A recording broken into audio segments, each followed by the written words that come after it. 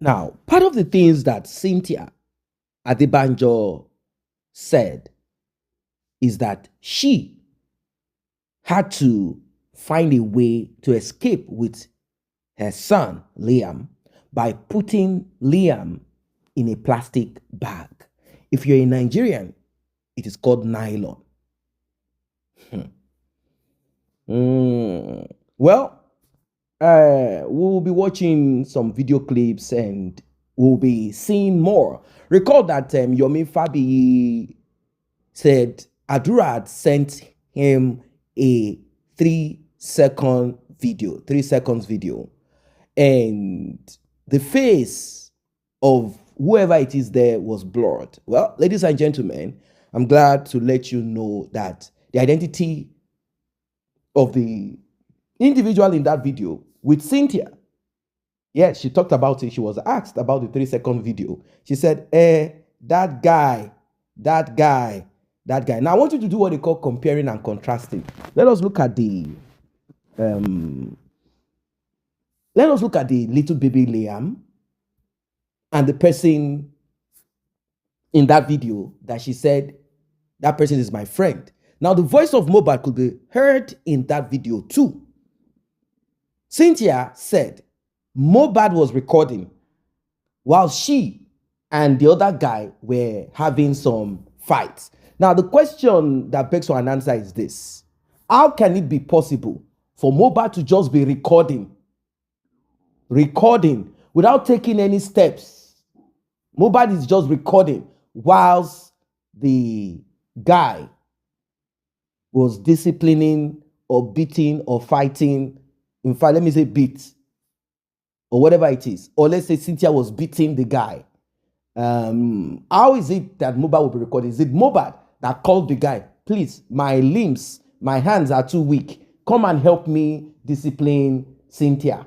Or Cynthia, please, can you help me discipline this guy? I'm trying to create a kind of thought provocation inside of you. I want you to be able to process this. I want you to do it properly, because what we are going to watch, you'll be seeing videos, you'll be seeing evidences, and then we can contrast and compare. Because this Cynthia Omonwo said a lot of things on both platforms that she went. And she even said, my voice, I have not been able to speak. They gagged me. But this Cynthia has always been talking. I mean, she has been on different platforms. She used Gist Lover. She used the Secretary. She used the Tontoles DK. She used the... And she herself, and even her mom, came on board on this. And she was on different platforms talking.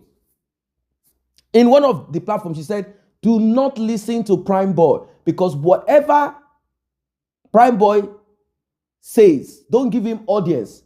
This could favor my husband. What does that mean? Well, I want us to take time to watch these videos. Before we proceed, please like and share, tap on the subscribe button, turn on the notification bell.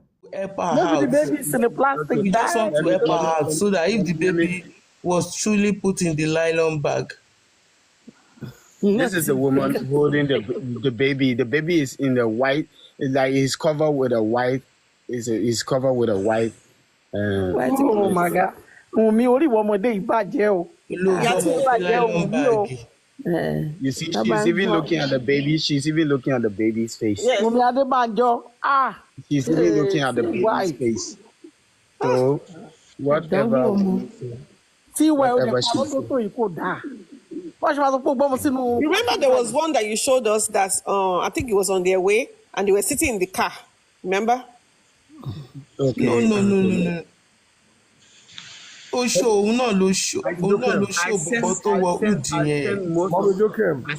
sent most of those videos to titles.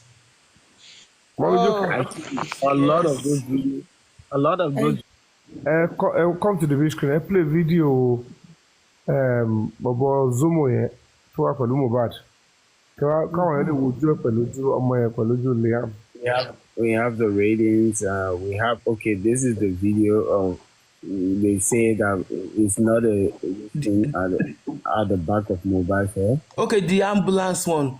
Yomi wo ọrùn yẹn. Ara Yomi ẹ̀wọ̀ Wo ọrùn yẹn, wo ọrùn yẹn, wo ọrùn Mohbad yẹn, wo ọrùn yẹn. Ó wú gan. Gbogbo bọ́ọ̀dì ẹ̀gán ti wú. I can't show this for a long time. Yeah. No, don't take it away. We want that place, please.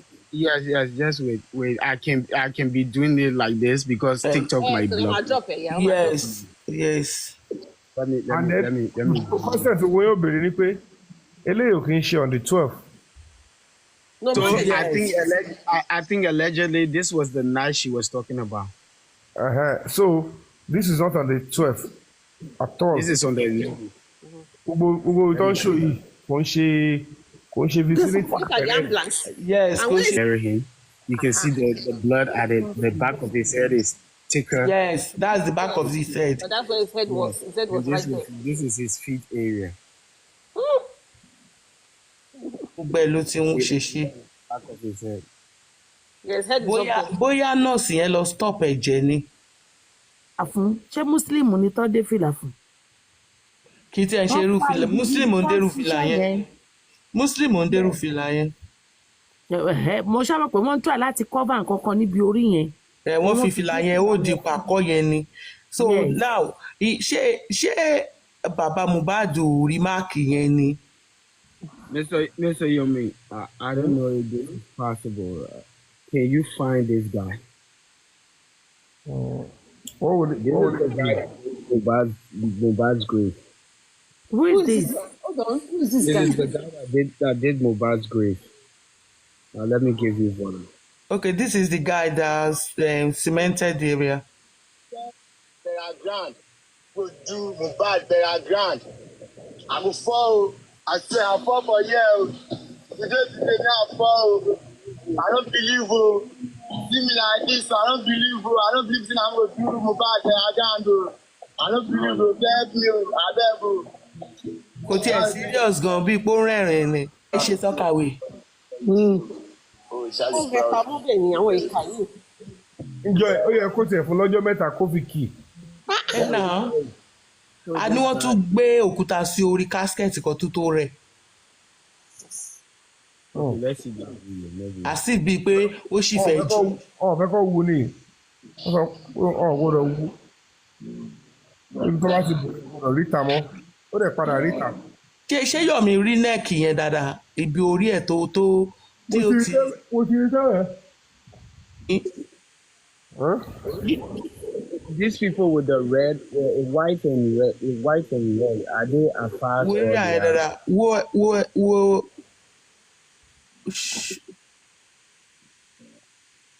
Kò ṣóhun.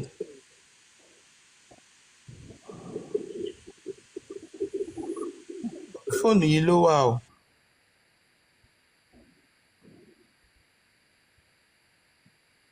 Ṣẹ́tìrì. Ṣé ìtẹ̀gbẹ́ ojú ẹ̀ gbogbo yẹn?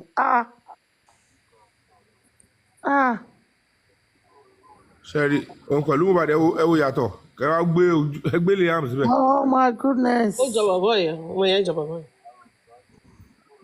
Ẹ wo ẹnu yẹn. Ẹ wo bí ẹnu yẹn. Ẹ wo bí ẹnu yẹn. Ló bá tán. Àti mọ bàbá ọ̀pìkì ni ó. So see, Who let the dogs out? Ẹ wo ẹnu yẹn. so this is the third guy That we're looking for. nínú fídíò yẹn. Jesus. The reason òun làdúrà sọ pé tí ò fẹ́ sọ tẹ́lẹ̀. Ikú ń bọ́ ọmọ rẹ̀ wò fúra. Tẹ́ ẹ gbọ́dọ̀ mi. Nígbà tó dé stage kan tí wọ́n lọ fẹ́ pe Wunmi àbí kankan tí táwọn lọ fẹ́ gẹ̀ táwọn ọlọ́pàá fẹ́ gẹ̀ tẹ̀. Ìyá Mohbad wá ń sọ fún ọlọ́pàá pé wọn ò ṣe fi àdúrà àti Wunmi lẹ̀ kọ́kọ́ ra lọ mú bọ̀bọ̀ yìí nìkan.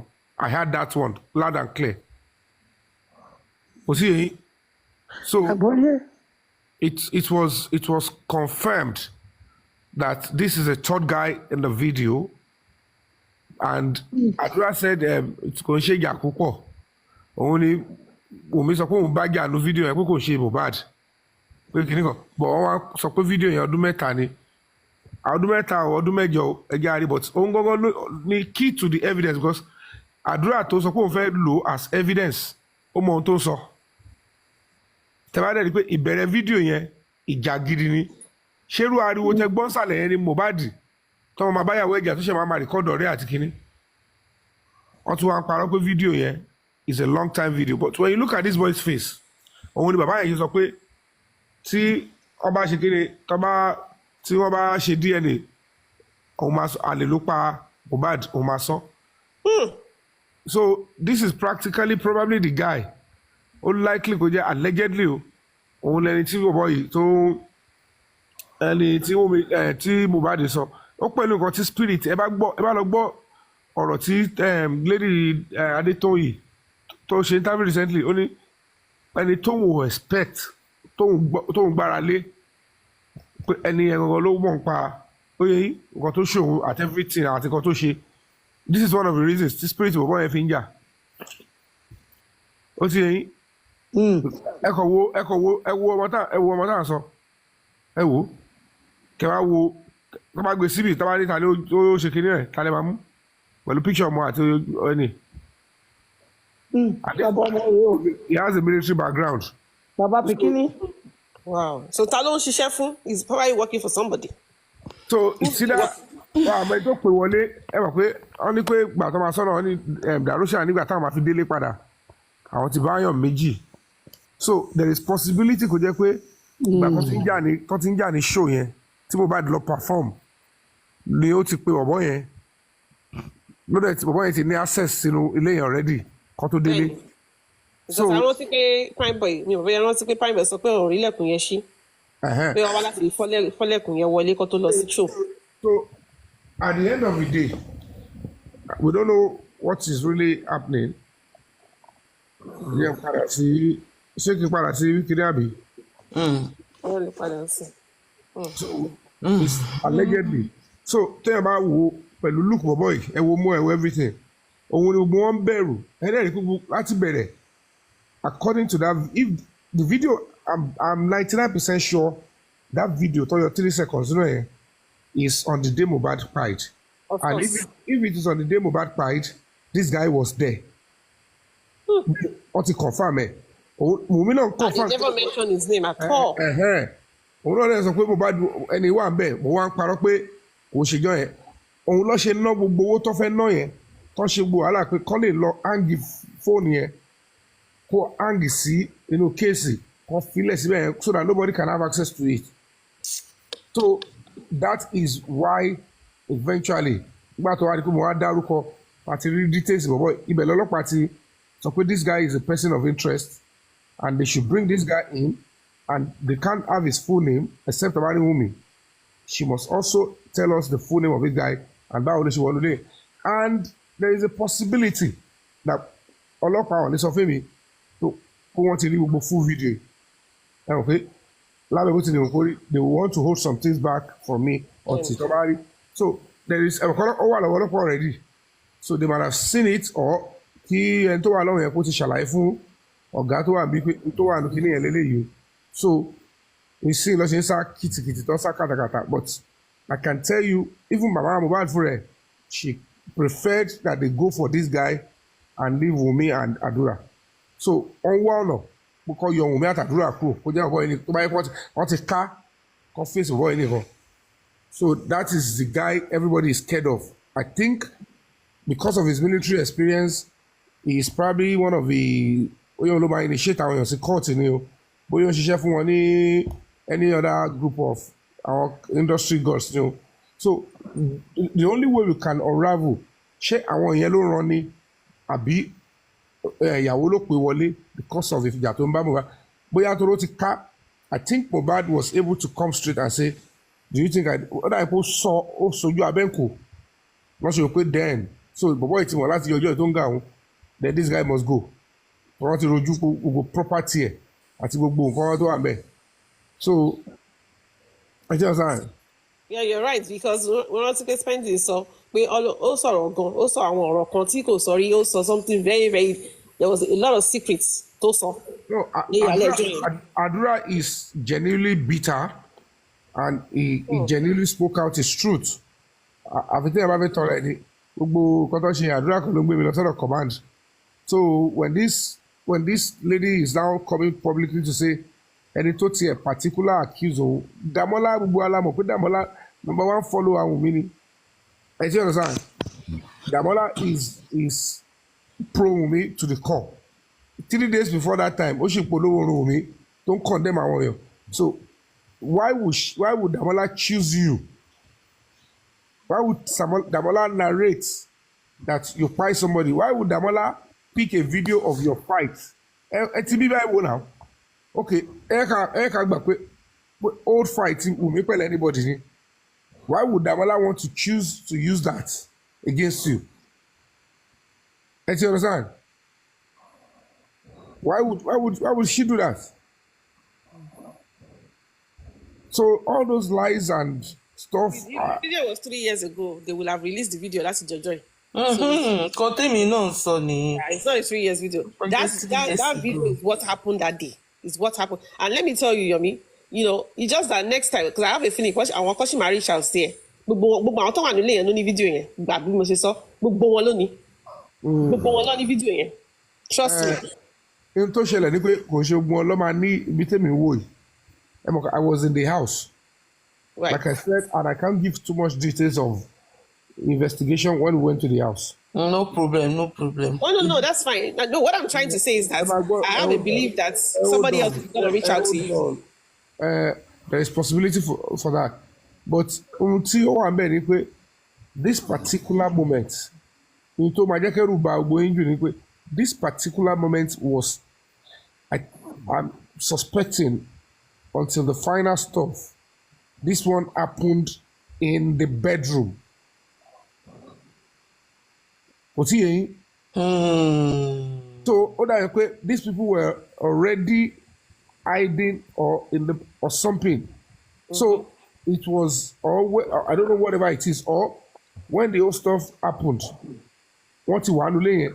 I think there was even a fight to involve Mohbad pẹ̀lú àwọn people yẹn, but kò rẹ́ni tó help ẹ̀ rárá.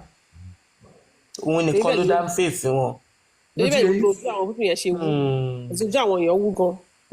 So I think he fought for his life, but we don't know the role Adura played.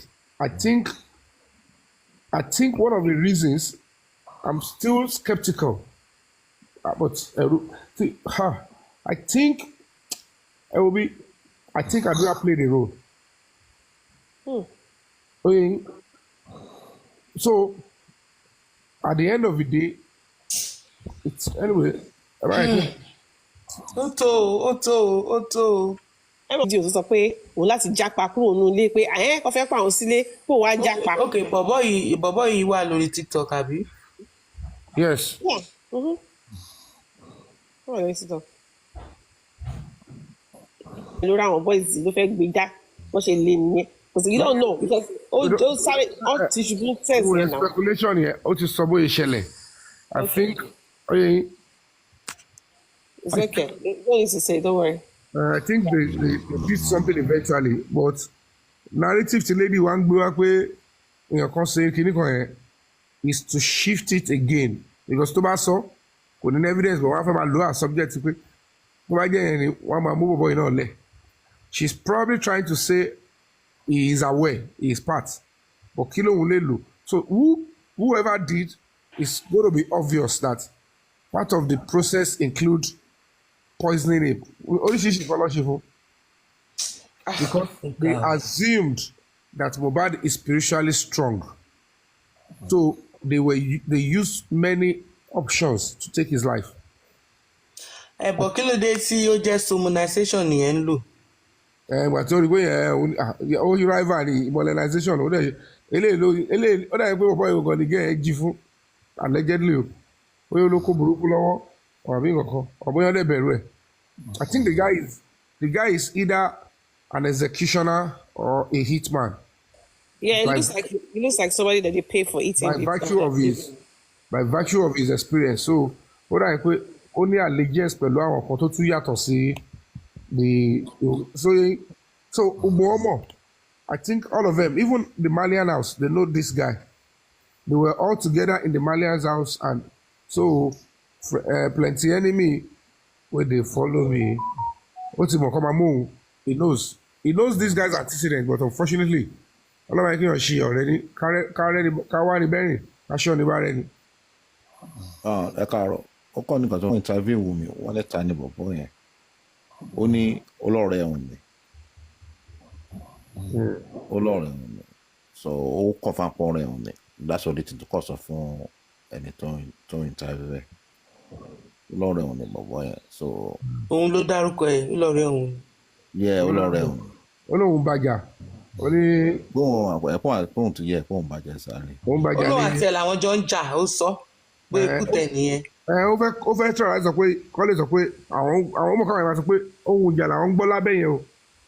olóhùn àti ẹ̀ làwọn jọ ń jà pé Mohbad wọn á record àwọn táwọn ń jà which is kind of stupid which is not possible. ọ̀rẹ́ Mohbad ni possible now so Mohbad á máa wò kọ́ ọ̀rẹ́ máa nà ìyàwó ẹ̀ kò make sense na.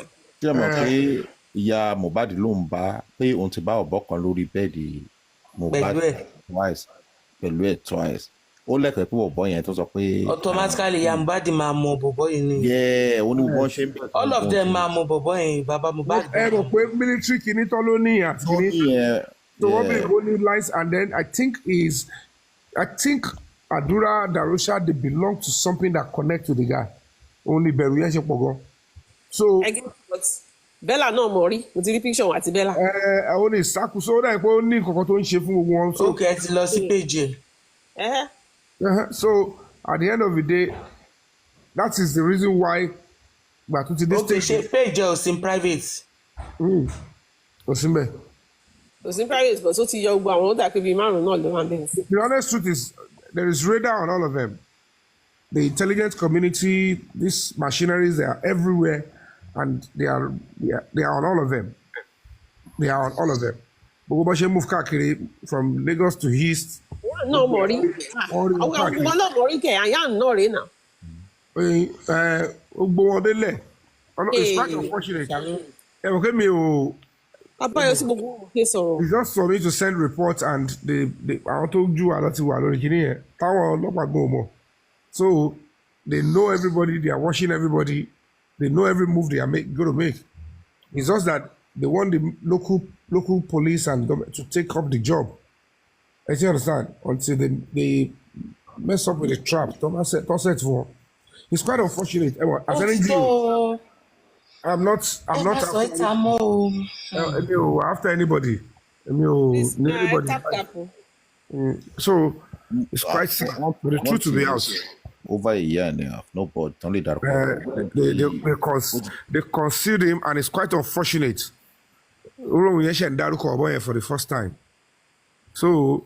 More love there because could the choice. It's enough. All right, man. For Zomo is a military, like a army, and he's a Mohbad friend. Bẹ́ẹ̀ni. Okay, Mohbad ló ní kó wá join òun tó fi army sílẹ̀.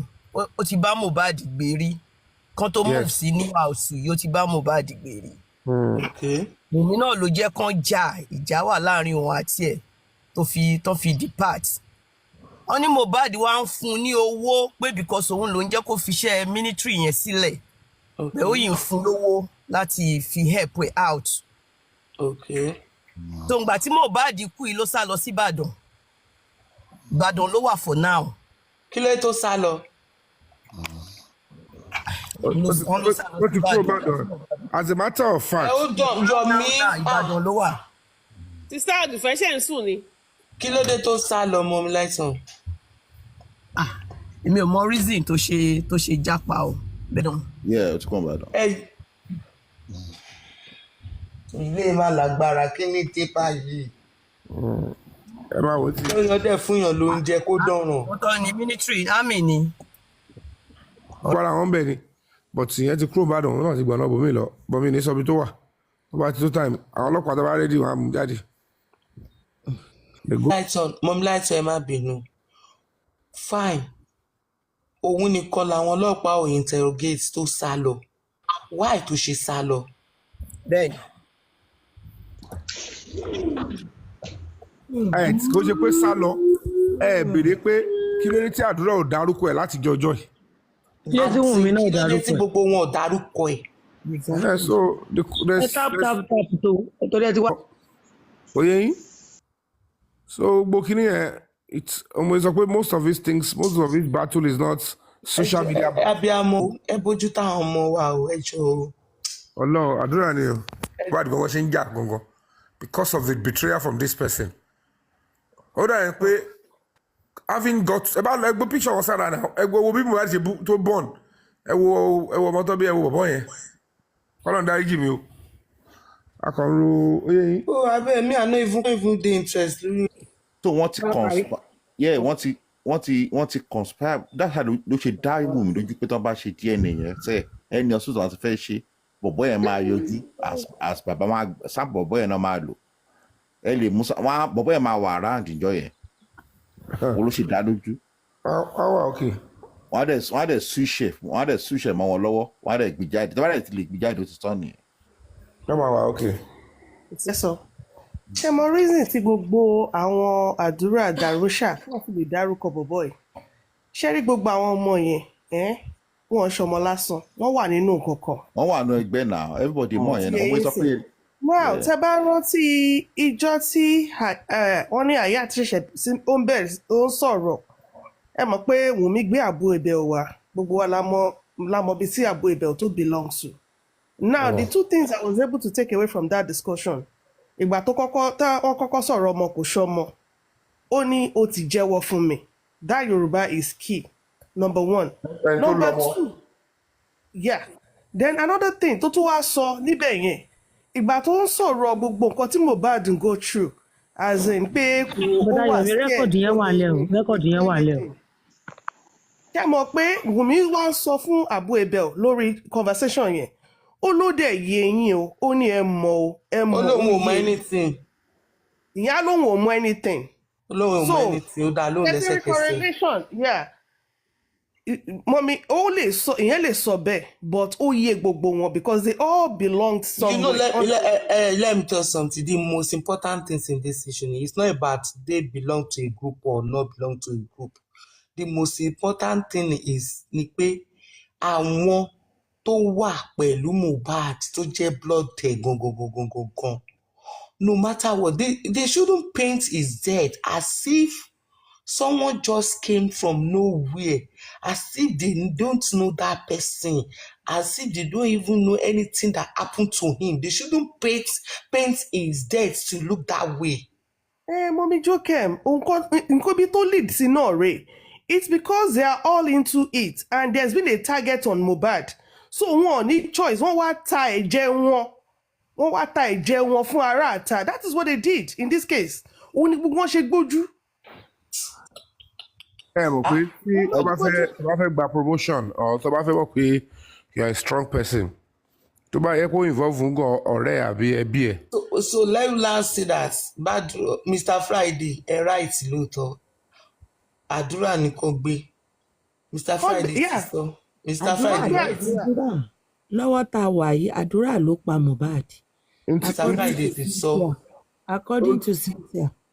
Ó ní máa jẹ́ but ẹ gbọ́ orin àdúrà ni ó ní ara ń kan mí èmi mo mọ̀ bó ṣe ń ṣe mí. Perkins ti sọ pé ó fẹ́ nà gidi gan pé kó mú kí mọ́tò fóun ìyẹn tó ní ìyá òun ló. So after ẹ̀ náà ìṣẹ̀lẹ̀ mú wọn mọ́lẹ̀ nínú ilé Ọlọ́run ló mọ̀ nǹkan tó lọ ṣe nínú ilé lọ́jọ́ ẹ̀. So ó dàbẹ̀ pé n tẹ́mi sọ ọmọ ibi dákẹ́ tó lè sọ̀rọ̀ wọn ìyá ẹ̀dẹ̀ ló gbàgbọ́ ìyá Mohbad particular onslaught ṣe ń gbọ́ the particular onslaught tó fi mú Mohbad lẹ̀ it's not bí wàá tẹ́ pé wọ́n ti wò pé this guy is the person of target but protection.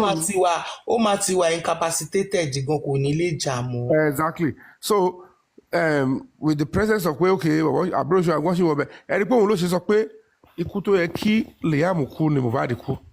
Àti ẹ̀mọ́ tó mí pẹ̀lú statement yẹn. Nítorí pé bẹ́ẹ̀ ṣe ń wò it's just allegedly that there is possibility that if you guys don't finish this guy up we'll come for your another mandate collect back on here bully lápá kan nìyẹn but in this time around ìgbà tó rẹ̀ pé ó ti gbàṣẹ́ yẹn she decided to finish up and brought this person in.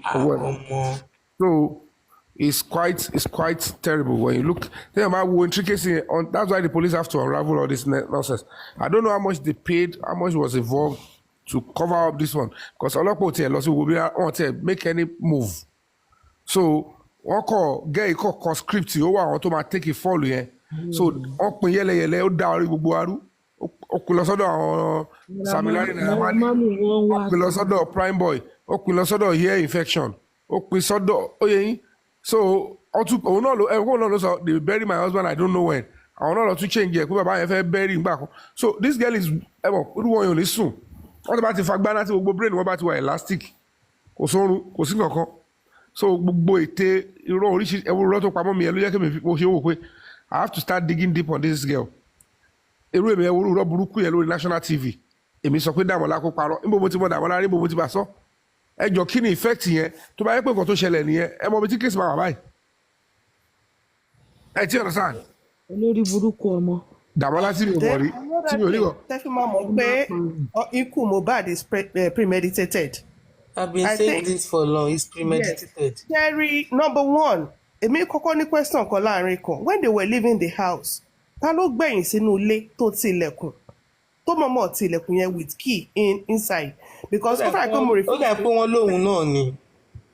Because ó fà pé Prime Boy sọ pé ó ti gbé ọmọ sínú mọ́tò, àwọn ti fẹ́ máa lọ, wá gbé ọmọ sínú mọ́tò. Ipò wa wà nínú ilé ó múra. So which would make her the last person in the house.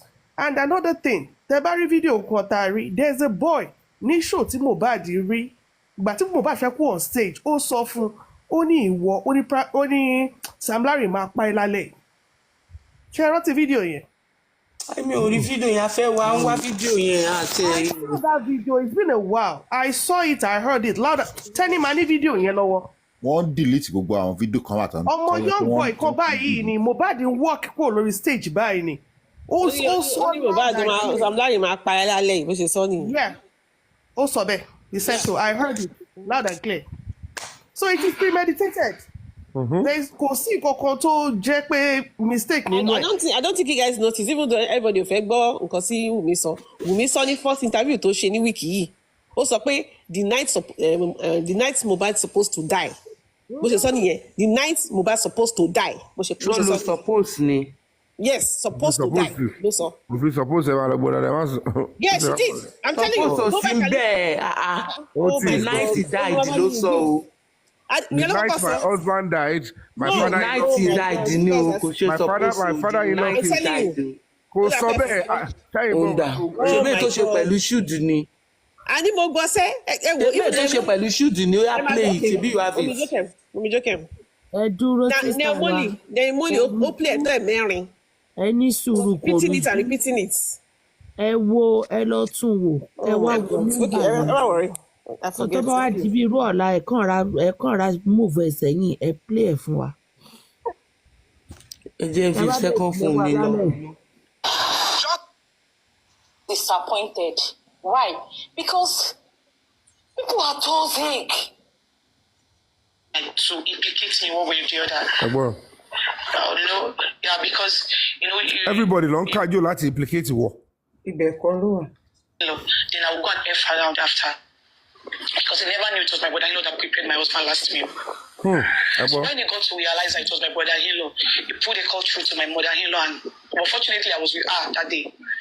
So he just called to tell her that he just got to know that it was Adura that prepared my husband last meal.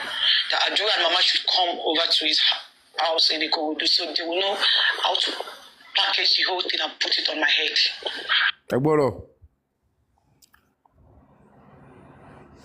Put it on my head. What if it was poison that killed my husband? What if it was poison? What if it was the poison that killed you? Ìyá Mohbad ayé ẹ̀ ti bàjẹ́. Ẹ̀yin Aloba family ọpọlọ yín ti yòrò. So ayé ẹ̀ ti làbàṣẹ́. She might be saying the truth. She might not be saying, but you see reason why the mother is protecting their. Why? Ẹni tó sọ pé ìyá yẹn sọ pé ìfẹ́ pa àdúrà. Tí ọmọ yẹn jẹ́ wọn kọ̀ǹfàmù ni.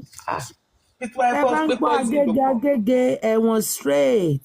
Ẹ ti gẹ mọ tó ṣẹlẹ̀ ń bí sí àdúrà ti sọ pàtì tó ń play. Ó rí i pé kò ṣe hide mọ́. Ó ti lead you as evidence. Evidence tó wà lẹ́sìn is the part that involve Wunmi. Nísìn òun náà fẹ́ sọ party tó involve tẹ̀ bóyá wà ń parọ́ mọ́ ni o bóyá ó fẹ́ fi take ìpókò náà take fall ni o ọ̀bọ̀ ìfẹ́ ká mọ̀ pé kò ń ṣòwò nìkan ló ń wà nínú fíìmù yẹn. Exactly. That is what is playing, and that is the only people that can unravel this is the police. They should both submit themselves for police investigation because I want to party on the they don't want to, and that is the honest truth. Because now he didn't know that it was my brother. You know that prepared his last meal, and he has gone out there to talk about me putting something in his food because. Go into that. Ṣebí torí pé lùtà ní tó hàn lóòótọ́ ni tí toxicology kọ́ bẹ̀rẹ̀ sí fògàn náà. Now we do not know the result of what the autopsy will bring. And what if the autopsy said he died of poison? We don't know. Autopsy ó lọ bẹ̀ because some of that one will be coming out, and immediately that one comes out, they will know who to direct it to immediately. Well, that's the whole point because at the end of the day, but she will have to prove that because there is nothing to show that Adura did it. She's just going to be the witness. So Adura ti sọ pé òun ló bá Mohbad jà tó fò lọ rí mọ́lẹ̀ ó dẹ̀ sọ pé poison ó kàn ní òun ló prepare meal kò sọ pé òun ló poison. So at what point. Only if this was poison that by Mohbad. And agbọ́dọ̀ mi it's very easy. Nígbà tó sọ oúnjẹ yẹn tán a máa bèrè pé ṣé wọ́n jẹ́ ń bẹ̀ ṣáàdúrà jẹ́ ń bẹ̀. So preparing does not mean. Ta ló fẹ́ talk to Mama Mu? Tẹ́ ń gbọ́dọ̀ mi ta ló serve ló matter. The intention was really bad. Maggie, or something like that. You know, I feel like this man does not have my best interest at heart. Boy, why is he?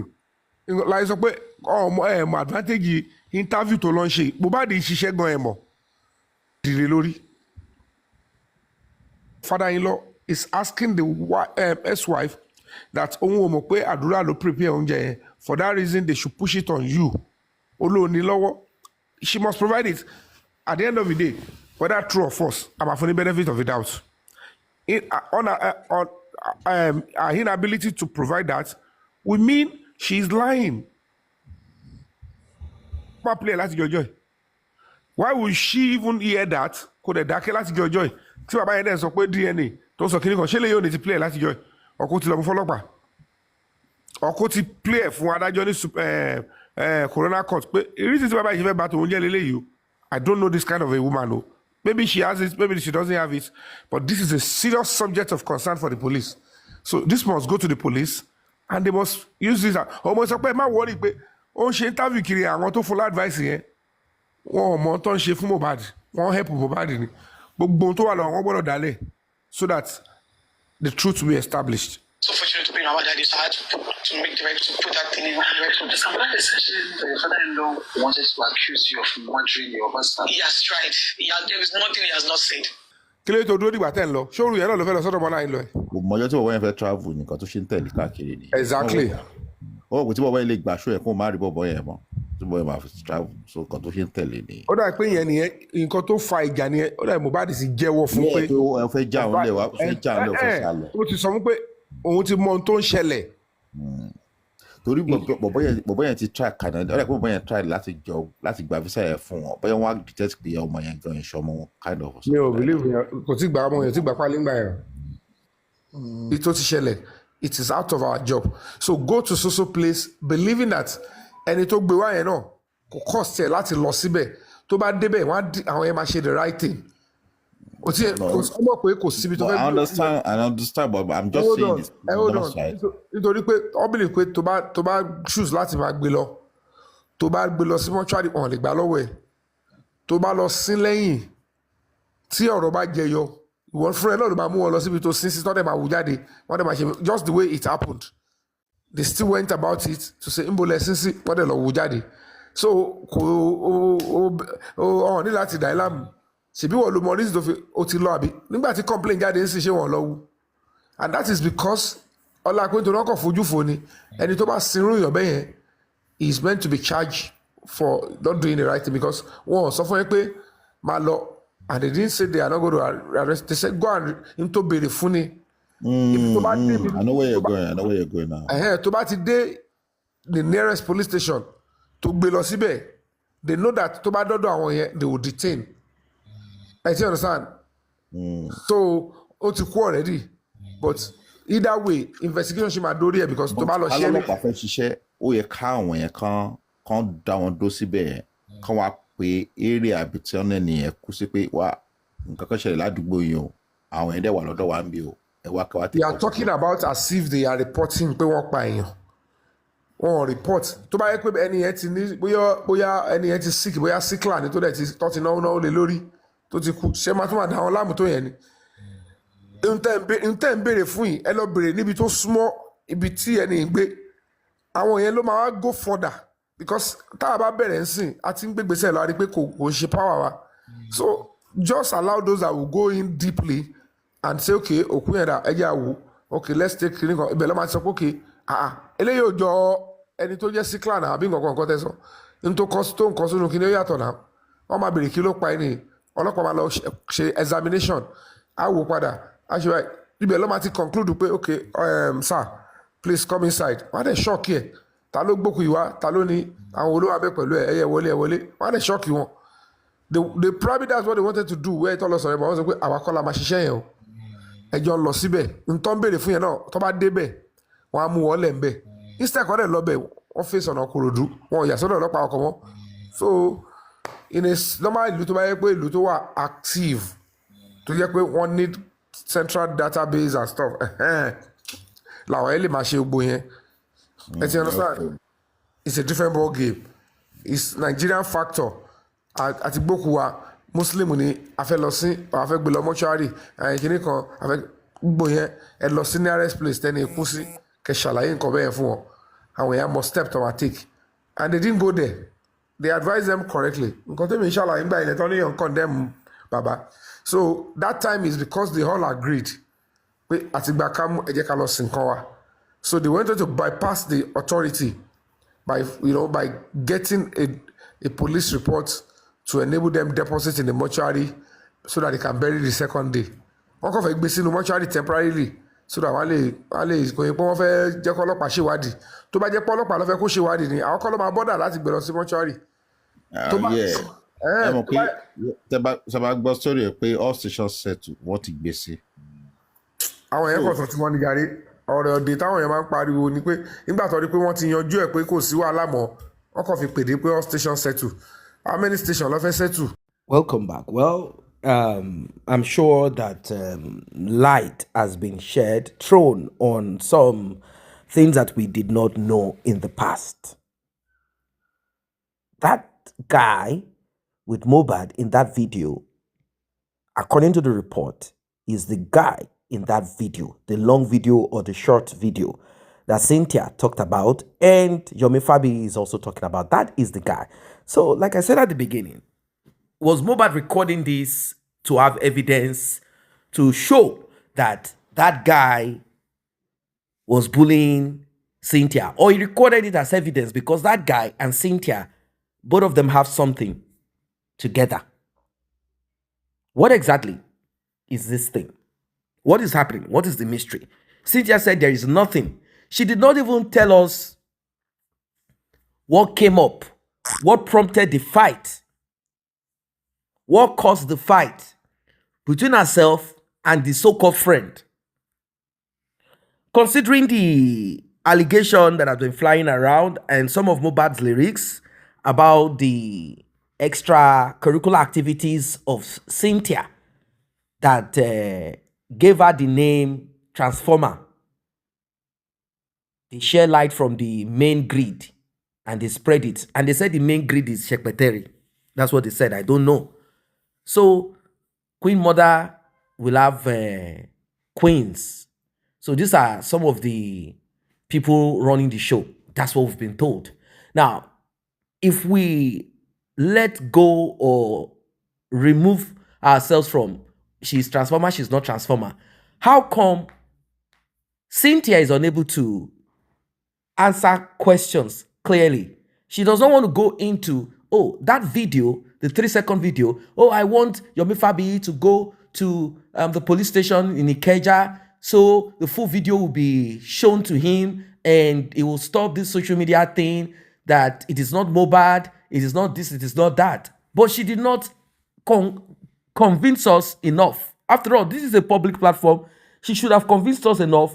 She should have told us, look, what happened is this, is that. Unless she wants to keep it private, like it's not something I wish to discuss. It's just some kind of misunderstanding. Or maybe she kept quiet because she didn't want to say some things that could damage all of them. Because, you know, majority of them are involved in some kind of shady deals and dirty activities.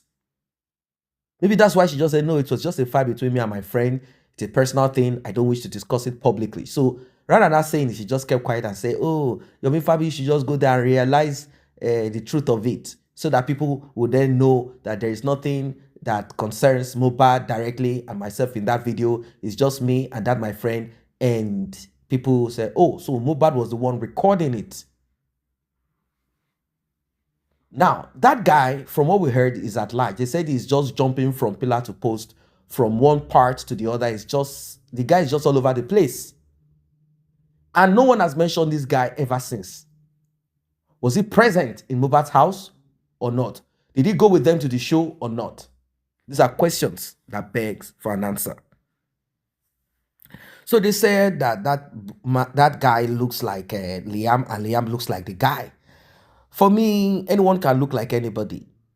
Paternity test is the answer to everything. According to the report, it is said that that guy is Mohbad's friend. He used to be in the army. Mohbad was the one that told him to quit. Come join me. Let us pool money together. I don't know what the guy came for. Maybe to be Mohbad's bouncer, or to be, I don't really know. Maybe Mohbad just needed someone that can secure him. Like, oh, you are in the army. Come be with me, so these guys will not tamper with me anymore. I don't know. That's what we heard. That Mohbad is the one that asked this guy to come. And that Cynthia caused chaos between that guy and Mohbad. But Mohbad kept on managing the promise that he made to the guy. He kept giving him money. The talk is that this Cynthia, her job is to create chaos between anybody that comes close to Mohbad. Mohbad all of a sudden appears to be a man that cannot reason for himself. Like, I don't get. Where they said there is a charm at work, it could be, and it might not be. Mohbad could simply be that kind of man without juju or anything applied. A woman can direct their life in whatever direction. It doesn't matter if they argue. The thing is, at the end of the day, what the woman dictates is what they will listen to. Well, there is less that we can say, although there are lessons to be learned. We cannot be foolish. We cannot be ignorant. We have to process everything that happened so that we are alive, we the living, will learn from it. There is nothing much that we can say per se, because Mohbad is not here. That's what I mean, for him to respond. And even if he's here, he might not be able to even respond to certain things. You know, we are all different as human beings. It might not even be capable of processing, just like we are alive now. There are certain things that we are into, or certain things that's happening to us, and we can't even in any way process it. So let us go to one of the most important part. You saw the clip. That's a clip where Cynthia claimed that she had to put the baby in a plastic bag. First, that's a crime.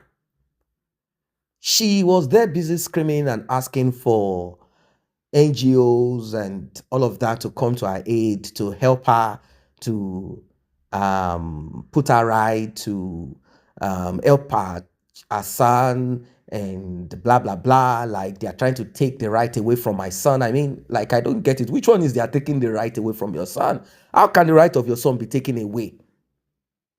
Get DNA done and make it public. This girl is just some kind of a funny person. Oh, I don't want, because if we do it, my father-in-law will say it's a fake one. He has an insult. Why don't you should have been the one spearheading it. You should have been the one on social media screaming and saying, DNA now. We are ready to do it in 3 places.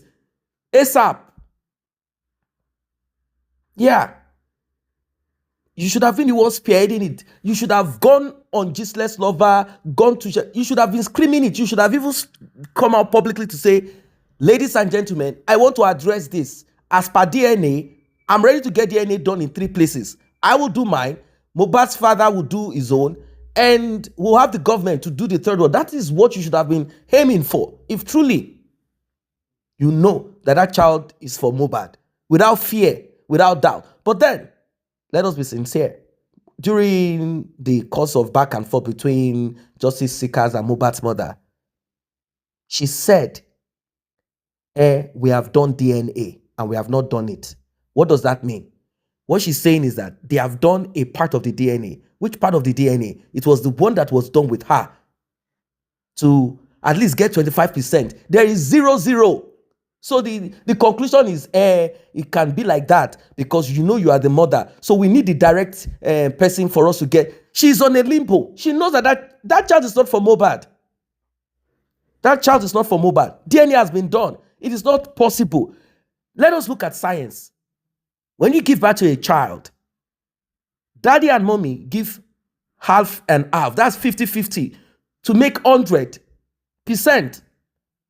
So definitely you must find in your grandchild a percentage of you. Is that not why they say this is my grandchild? It's because there is something inside of that child that connects to 4 people. It connects to 4 people that are not directly involved with the child. I'm talking of the 4 grandparents.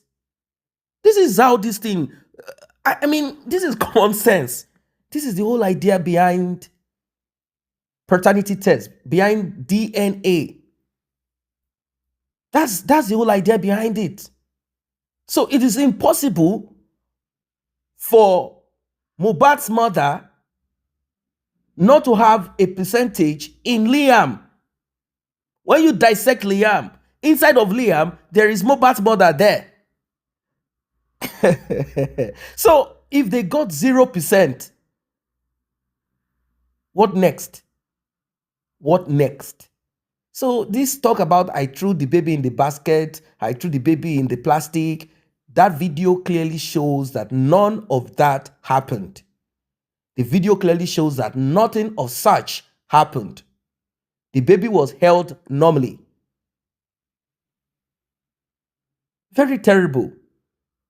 Do you know the funniest thing again that she said? I don't know if you guys picked on some of the things she said. She said that on the day of the burial, Mohbad's father prayed for, oh my God, that Mohbad's father prayed, that she knelt down, Mohbad's father prayed. I don't understand this girl. This girl is not normal. Or maybe I didn't hear it well. If you guys have not watched that video, please watch that video. It will be number 3. You'll be, just watch it. Cynthia, watch the video. To be the number 3 after this one, thereabout, number 3 or number 4. Watch the video. Listen to Cynthia. She said, even on the day of the burial, she said she didn't know about the burial. Mohbad's father has cleared that part anyway. She said, she was on her knees and Mohbad's father prayed on her. Then she said they wanted to steal the baby. She had to run. Everything mixed up here and there. I'm like, what is this girl saying? She knelt down. Mohbad's father said, I didn't come there because I can't. So when did Mohbad's father come to the burial? Which day did they pray on you, Cynthia? Oh, you are not, what is this thing? You put the baby in the plastic bag and you escape with the baby. All of a sudden, this girl believes that somehow she's in control of everyone's smartphone and there is no recording of anything. It is so sad.